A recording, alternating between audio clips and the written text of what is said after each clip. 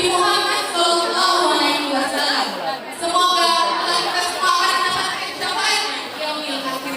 Amin. Teman-teman sekalian, saya hormati Bapak Kepala SDN 1 yang saya hormati, para ibu-ibu dewan juri dan seluruh bapak ibu guru yang ada di SDN 1 dan tanpa pula kawan-kawan saya yang sangat saya banggakan dari kelas 8 dan 9. Saudara-saudari para hadirin sekalian, jika boleh saya minta perhatiannya karena selama beberapa menit ke depan saya akan menyampaikan cerita saya bertema perjalanan Isra Mi'raj dan mengapa peristiwa ini bisa terjadi. Baiklah, Isra Mi'raj. Tidak tersalah perjalanan Isra Mi'raj ini akan meningkat beberapa peristiwa Isra Mi'raj terjadi pada tanggal 20 Dzulhijjah tahun ke-10 Hijriah.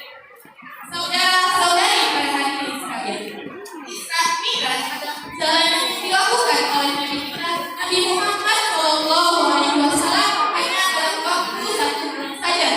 Perjalanan ini ditandai sebagai rangkaian penting dalam agama Islam. Karena apa? Karena pada saat itu Nabi Muhammad mendapatkan perintah dari Allah Subhanahu Wa Taala untuk menunaikan sholat 5 waktu sehari semalam.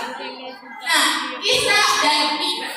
Isra adalah perjalanan Nabi dari Masjidil Haram menuju ke Masjidil Aqsa di Baitul Palestina, dan Mi'raj adalah perjalanan Nabi dari Masjidil Aqsa di Masjidil Ketujuh di langit ketujuh. Sungguh perjalanan yang luar biasa, perjalanan Isra Mi'raj dilakukan oleh Nabi kita Nabi Muhammad Shallallahu Alaihi Wasallam. Para hadirin sekalian, Rasulullah Shallallahu Alaihi Wasallam dibawa oleh malaikat Jibril dengan hanya dalam jangka waktu saja. Jarak ke Palestina itu kurang lebih 1.240 km, sama sampai pesawat selama 2 jam. Tunggu, memang kurang itu kalau sebenarnya hampir menyamai pesawat. Ternyata para hadirin, di atas pesawat, secara fisik kurang hubungannya Nabi Muhammad dalam perjalanan di Mi'raj. Domba yang berwarna putih, ukurannya cukup besar sehingga dapat membawa penumpang lebih dari satu. Dan konon katanya burung sangat istimewa karena memiliki kecepatan yang tak tertandingi. Namun seiring berjalannya waktu, sosok digambarkan seperti kuda yang bersayap. Bahkan sekarang yang bisa memesan menggambarkan burung itu seperti kuda putih, gagah dan memiliki satu tangan. Ya, saya juga tidak tahu pasti burung itu domba atau kuda. Yang pasti burung ialah jenis hewan yang dituai Nabi Muhammad dalam perjalanan Isra. Saudara-saudari para hadirin, ternyata sebenarnya Allah Shallallahu Alaihi Wasallam mendapatkan perintah untuk sholat selama 50 waktu dari Allah Subhanahu Wa Taala. Namun beliau mendapatkan atas keadaan Musa yang di langit ke-6 sehingga menjadi 5 waktu. Namun pahalanya sama dengan 50 waktu. Nabi Muhammad Shallallahu Alaihi Wasallam juga bertemu dengan beberapa nabi lainnya di langit pertama. Nabi Muhammad bertemu dengan Nabi Adam alaihissalam. Di langit kedua Nabi Muhammad juga bertemu dengan Nabi Isa dan Nabi Isa.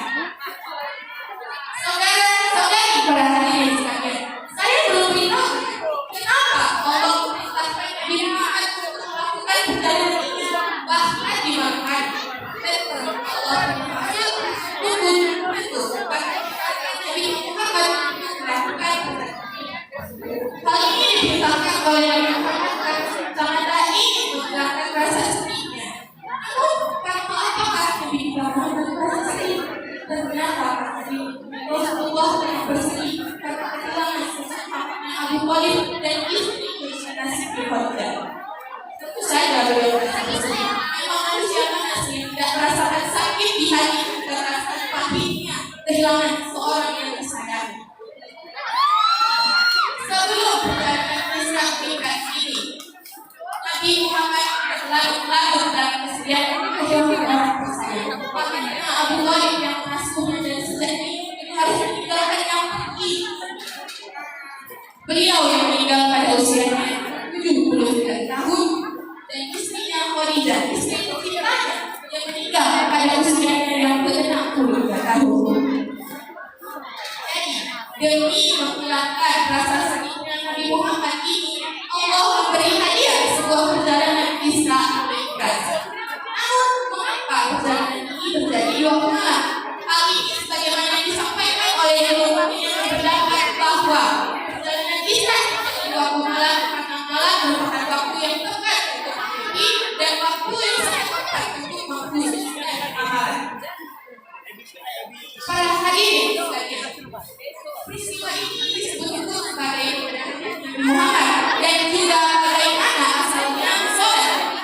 kewajiban bagi muslim.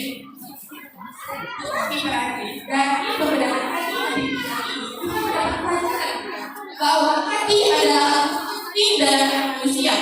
Karena begini para hadirin, buat apapun fisik seseorang yang terluka adalah hati, maka setidaknya yang mengatakan para hadirin, Isra Mi'raj juga disebut sebagai pembedahan.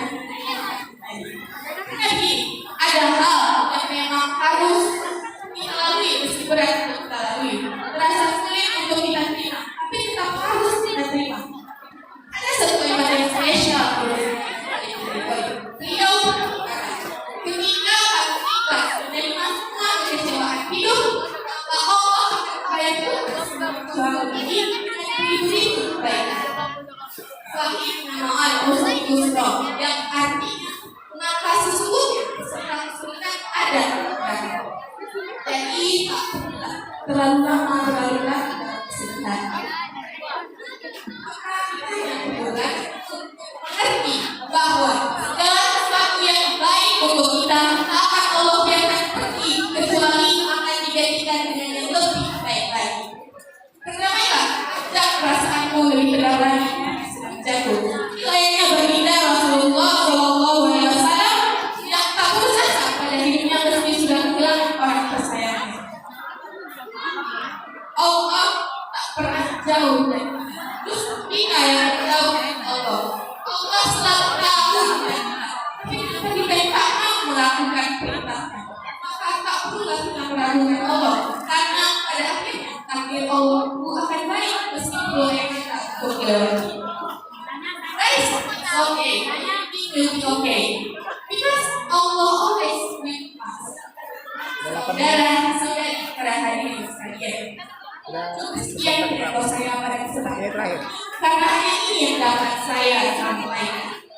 Mohon maaf atas segala kata yang tadi, dan saya juga mohon kepada Allah Subhanahu Wa Taala atas kesalahan saya.